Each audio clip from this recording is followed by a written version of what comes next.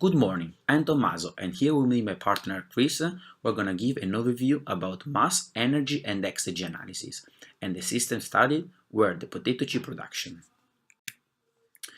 Food production is a complex reality and in order to minimize the amount of waste and improve both profit and sustainability, a good analysis can be made. When talking about food production, both mass and heat transfer will take place in order to reach the desired product. Transformation of the product take place within all the process, and this can be analyzed and quantified thanks to Sankey diagram. Sankey diagrams is a great tool in order to have an overall view of conservative streams, where the efficiency of a system can be directly read. In fact, the thickness of arrows represent the size of the streams.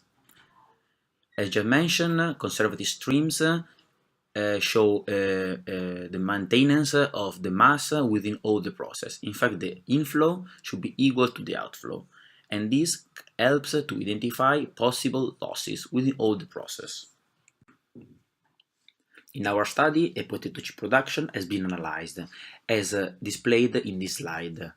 The final goal of the analysis were the evaluation of the efficiency of the process, the definition of mass, energy and exergy flows, and the identification, if present, of the losses within all the process. When talking about material stream, as we just said, the inflow must be equal to the outflow. And we can consider as inflow the dry matter of the potato, the moisture of the same, and the other moisture due to the washing step. On top of that, we have the moist air coming in the frying oil in the frying oven and the fresh oil. The outflow of this step has been considered as the dry matter of the potato, the moisture of the potato, the other oil that from the frying oven go to the potato, and the moist air. During this analysis, assumption has been made. In fact, we consider a steady state process, that the energy of the chemical reaction is negligible, and the conservation of dry matter of the potato. In this slide, we can appreciate a Sankey diagram for material stream. As said before, has been considered that the dry matter of the potato does not change within the process. In fact, can be seen that the quantity before and after frying does not change, whereas the quantity of moisture on the potato change within the process. In fact, from the product goes into the air. The second analysis that can be done in the process is the energy content. As the mass, energy is a conservative parameter in which the energy that goes into the system should be the same that goes out. And the first law of thermodynamics expresses that this energy can both be transferred and transformed. On the potato chip case, the major form of energy is the thermal one, and its equation relates the mass of the stream, its heat capacity, and its temperature. For the different streams, the energy content was calculated. For the potato streams, oil stream, and air entering the system, the relation of mass, heat capacity, and temperature was used. For the energy of the natural gas, also the net calorific value was applied, and in this case is 54 megajoule per kilogram. For the air that leaves the fryer, together with the heat capacity and its mass and temperature, also the enthalpy of vaporization and the energy at the dew point should be taken into consideration. The Sankey diagram for the energy analysis delivers the hidden losses along the process, as it can be noticed in the frying, both heaters, and in the recuperation of the steam. Another relevant point is the fact that the thermal energy for the frying oil and for the thermal oil are much larger than the other streams, making its representation somewhat complicated. The identified losses in the system can be due to dissipation of heat through the wall of the equipment, poor heat efficiency as in the case of the thermal oil heater, or discard of potential useful heat as it is in the steam that goes out from the fryer and only a part of it is used to heat offices. Here it is also possible to notice that the frying step is the one that loses more energy compared to the other step. Only in this step the loss represents 85% of the entire energetic loss in the system. One way to improve the system is the more efficient reuse of the heat of the steam that comes out of the fryer, which is currently recovered only up to the dew point. This means that only the energy contained in the vapor is reused, represented as 8.8% of the total energy content of the outlet stream. If the heat is recuperated further from the dew point, the latent heat of vaporization can be reused and less energy would be lost. This extra energy could be used to pre-dry the potatoes before frying. Another energy optimization that can be done is to avoid the entrance of air in the fryer, so the vapor that comes out of this step is considered to be superheated steam and not a mixture as it is currently.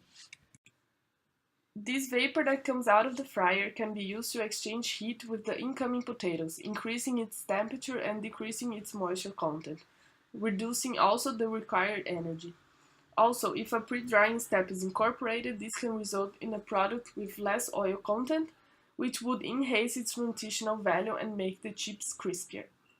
The 12% of extra moisture gained during the washing step could be removed, resulting in a decrease of around 13% of energy needed during frying. Going a bit further and assuming that 50% of the initial moisture content could be removed, almost 51% of energy could be saved. Another analysis that can be done in the system is the exergy, which is the quality of the stream in a certain system compared to a standardized system. From this, everything in equilibrium with this standardized system, which is the environment, has exergy 0. The exergy, just like the energy, has different forms such as thermal, pressure, chemical, among others, and the total exergy is the sum of all of them.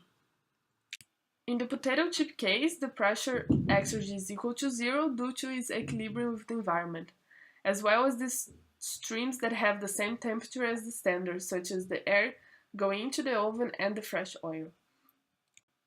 The exergy per kilogram of dry matter is given by the sum of its thermal exergy and the chemical exergy of the water.